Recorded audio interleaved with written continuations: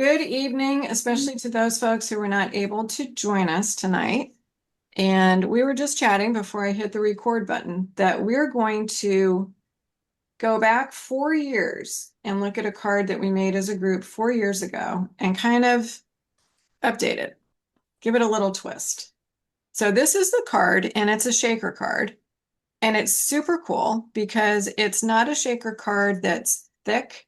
You know how it usually has the dimensionals or the foam and you have it so it sits up. This one's actually made with one of the clear envelopes that Stampin' Up! Sells. You can easily use any kind of cellophane bag that you have, and we'll talk about that in a minute. But what's really cool is it will shake. And I know that's not showing really well. It's probably making you either nauseous or dizzy, which I don't mean to do. But you can see that the little bits in here shake. And it's super cool, super easy. Now, you're going to have to imagine the card that I'm making tonight because I haven't finished it yet. So I'm going to make it as we go. And I'll put this one to the side and we'll just talk about the piece parts that I'm going to use, and you use whatever you want. And you'll see the similarities and the differences. So this card used a cardstock card base. I'm going to go for plain old white, normal size, 8.5 by 5.5, scored at 4.25. So that's the normal size. And then on the old version, I used designer series paper in the back. I decided to switch that up. Oh, hey, Laurie, you froze for a bit. Oh, I did. Yes, Well, I know that's recorded it after all. I know I was busy talking. I said, is it me? Did you hear me, Maggie? Yeah, Oh, I no, heard. couldn't That's have. how I knew it was Laurie, because if you and I are still going, Okay.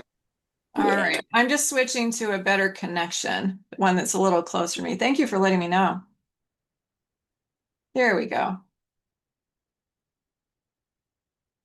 Hopefully that will be a little bit better in a second.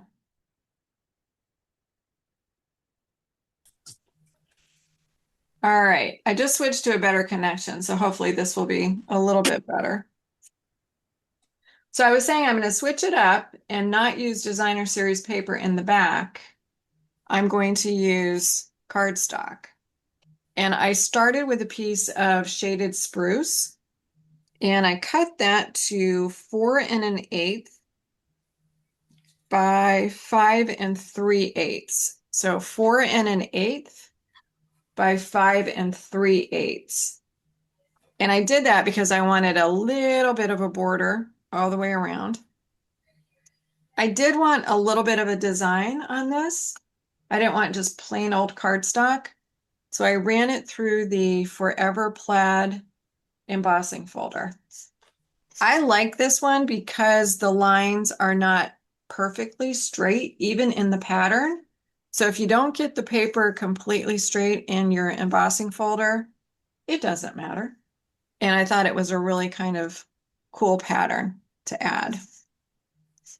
And then what I'm going to do, if I bring this up, you'll see that last time the piece that goes inside or went inside the clear envelope was a piece of stamped cardstock, and then I did emboss it. You can't really tell, but there's a little bit of embossing on there. I thought, you know what? We've got some gorgeous designer series paper right now, and Lord knows we all have enough. You're going to find some in your stash that you can cut. And I chose to use a piece of the new, I'm going to get the package out because I always forget what it's called Elegant Pine Snowflakes. It's And beautiful. it has some of the absolute most gorgeous patterns and colors. Super, super, super pretty. And it matches really well with shaded spruce, since that was one of the colors that's in the designer series paper. Now, before you cut your designer series paper, what I would suggest is figure out what kind of cellophane bag or envelope you are going to use to put it in, because you're going to want to cut your paper or whatever you put into the bag to be just a little bit smaller in height And the width you can determine by holding over your card to see how you want to center that. But it's very important that when you choose whatever your cellophane is going to be, that the piece that goes inside is a teeny bit smaller in dimension. And the dimension that you care about for that probably is going to be the one that is at the bottom of your bag. Whatever you use, make sure you have 3 sides that are enclosed because you're going to tuck the paper into one. And obviously you can make this landscape if you wanted to rather than portrait. It's all up to you. If you have a Stampin' Up! Clear envelope, and these are designed, you can actually mail these. You can put these through the mail with a stamp, but they're designed to hold an A2 card, not a super layered one, but they are designed to do that. If you're using a Stampin' Up! Envelope, the size that you want to cut this to is 3 1/8 wide by 4 3/8 high. So 3 1/8, 4 3/8. And what that's going to do is it's going to allow you to tuck this in and there's not going to be a lot of room. You don't want a lot because eventually when we put the sequins in and put it all the way down at the end, you don't want the sequins to be able to go around the back. Okay. I decided I was going to add one more piece to the design than what I had before. And let me tell you why. I got these pieces out. I was just playing around with colors. And I thought, wow, there's no real good visual break. I've got a white piece going all the way around the card base. Then I've got the shaded spruce. And then I've got this designer series paper. But I want something that is just going to highlight the gorgeous colors in that designer series paper. So I chose to make one more piece that I'm literally going to stick behind that cellophane envelope. And I made that a teeny bit bigger than my envelope. So for me, this is now 3 1/4 inches wide by 4 1/2. So I only added 1/8 of an inch on both sides so that I will have a little bit of a border. And I just thought that really helped it pop. And then a couple more things I'm going to change. I don't know where that sentiment is. I am sure that stamp set is in this room somewhere, but it would take me quite a while to find it. And I peeked through the stamps that I have right now, and I looked at them versus what is current. And I don't have a lot of Christmas stamps that are current. So I thought, you know what? I'm going to pull out something that I purchased that I haven't really used that I like. And I found this.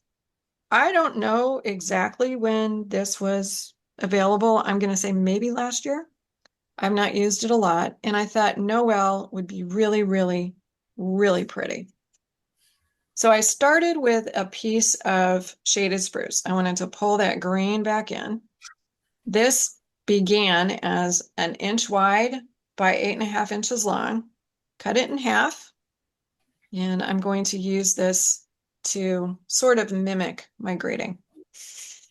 What I decided to do on that piece is I did get out my Stamparatus, which I will use until I wear it out.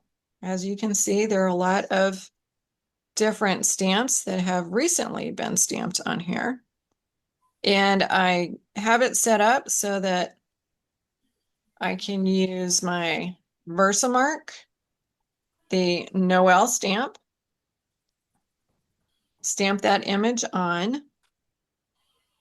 I also have my gold embossing powder, and I've done this ahead of time because I know it's annoying to listen to a heat gun. And I actually have embossed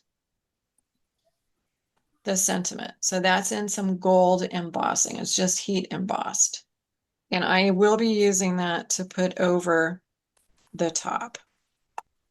So the pieces are here. I just haven't figured out exactly how I want this to look when it's done.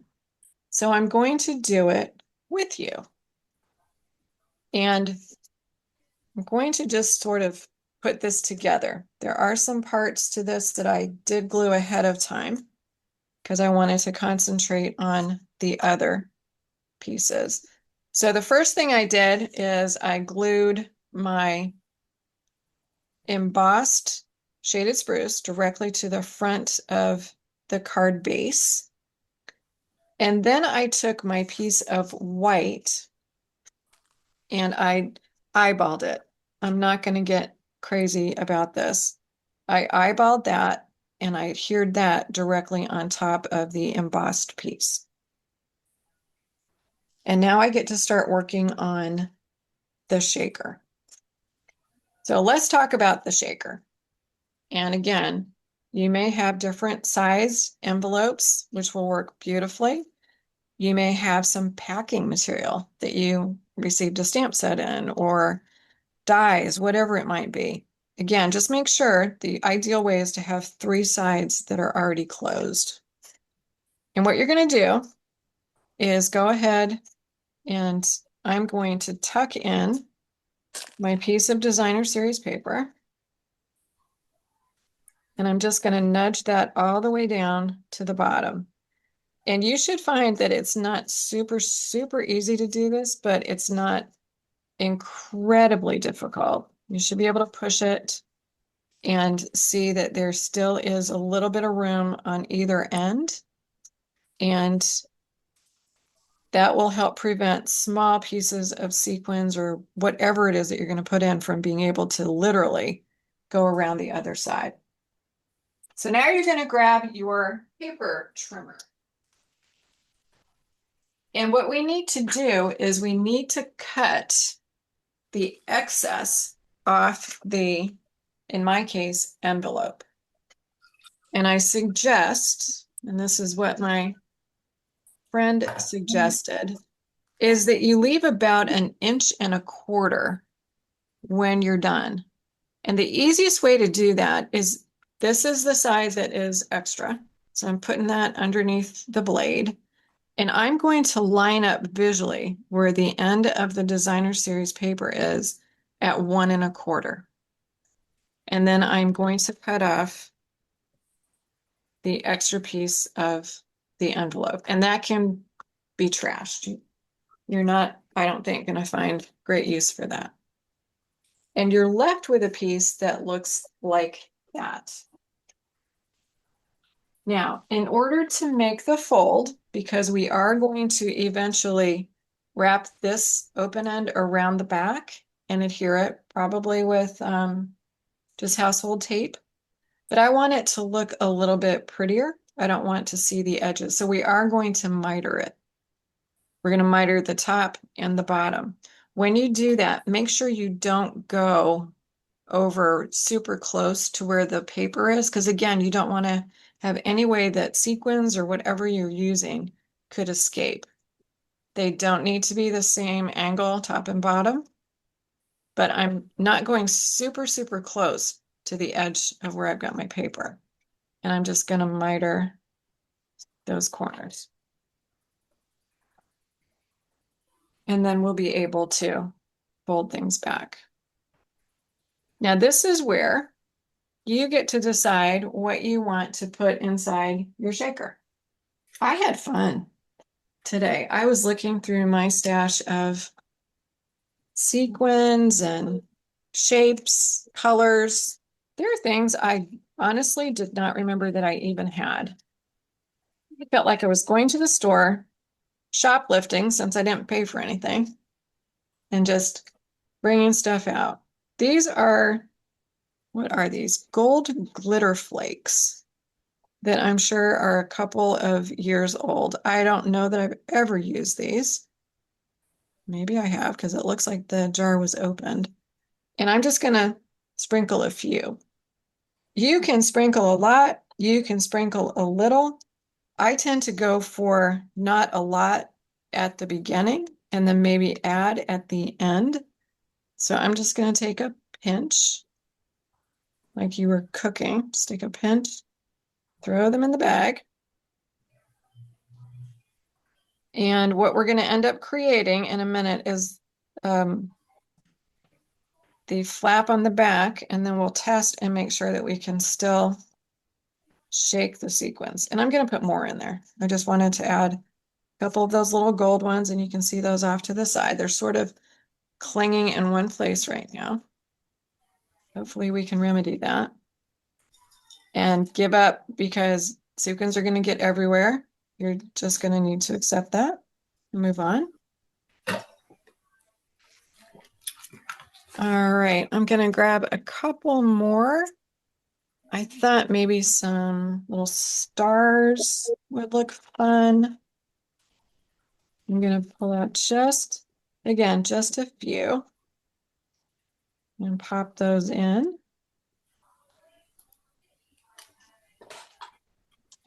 And what else did I get? I have a few.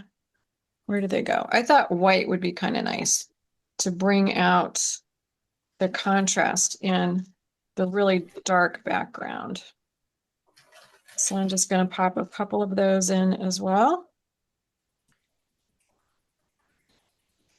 And I can still change these because I haven't really adhered this down yet.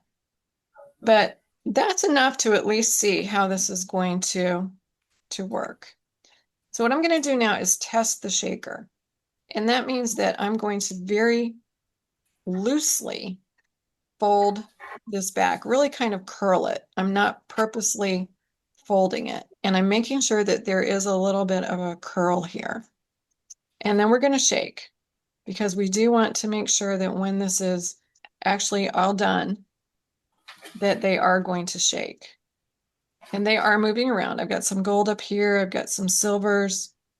So that will work. They're not really getting too bunched up. But I think I want a couple more of those gold. That really is kind of pretty. And since my sentiment is in gold, I think that would really pull that out. All right, so I'm going to put a couple more of the gold, if they will come off my fingers. There we go.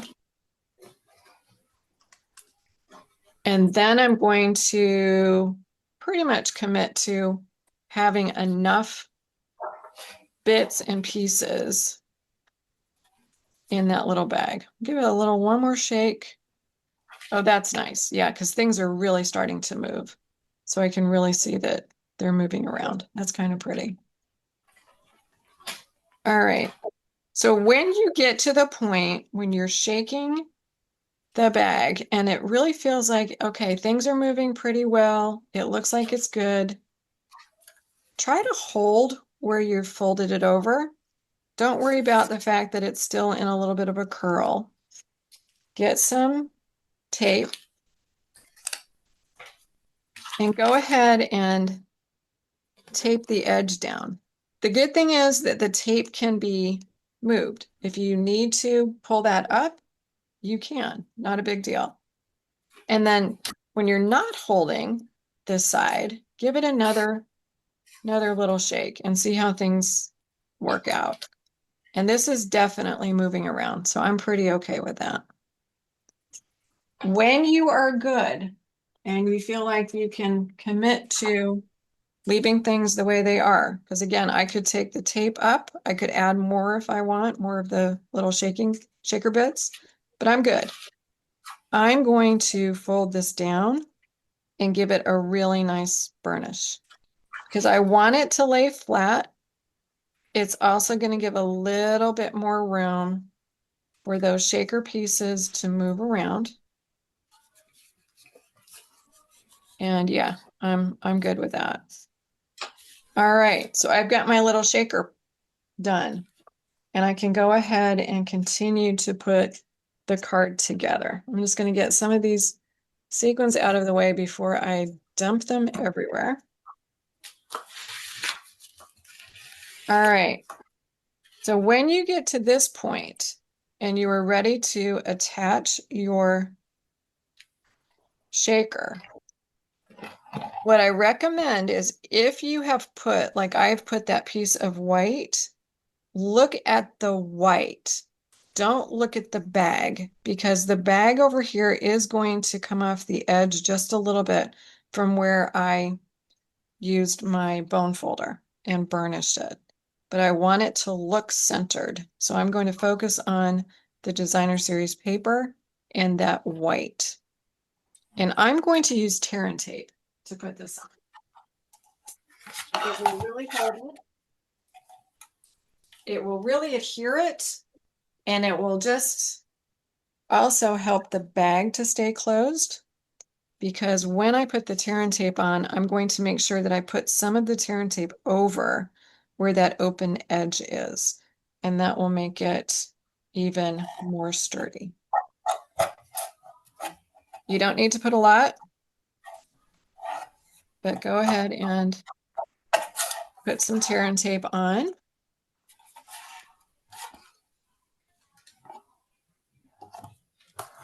This is a pretty quick project too. You can definitely do this in an assembly line kind of, once you figure out what your design is.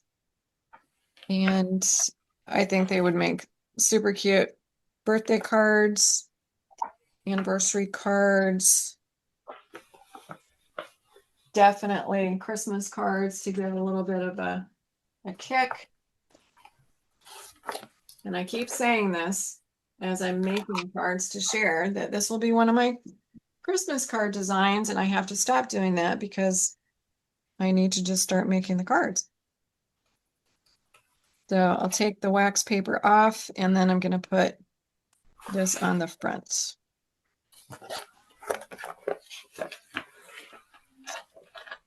What's also nice about this is you can customize the size of your shaker. You are not limited to a particular size envelope. You can definitely get larger bags. I am standing up because I want to make sure that I can get this as centered as possible. So I'm looking past the bag. I am looking at the paper, the designer series paper, and I'm looking at the white around the top, bottom, and sides. And I'm just doing my best to get that in the middle. Might not be perfect, but it's close enough. And now when I shake the card, all of those little bits are shaking around. So the last couple of things that you can do, obviously this is optional. If you want to, you can add a sentiment. And I'm definitely going to do that. I may take a little bit off the left and the right. I cut this to 4 1/4, which is the width of the card.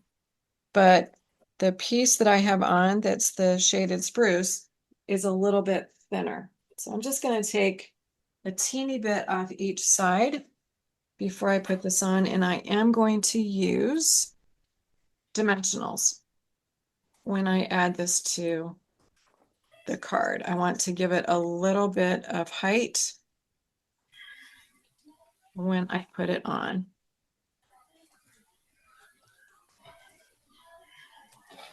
And then one more thing that I like to do when I do shaker cards, and we should be all set. We'll grab some dimensionals.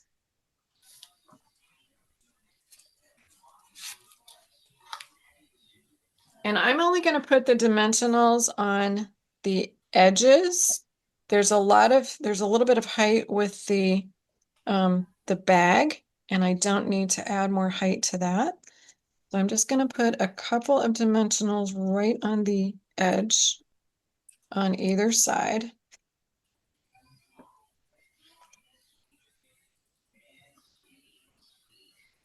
I don't need to put them over the middle, and obviously putting them on the edge will adhere it directly to the card front.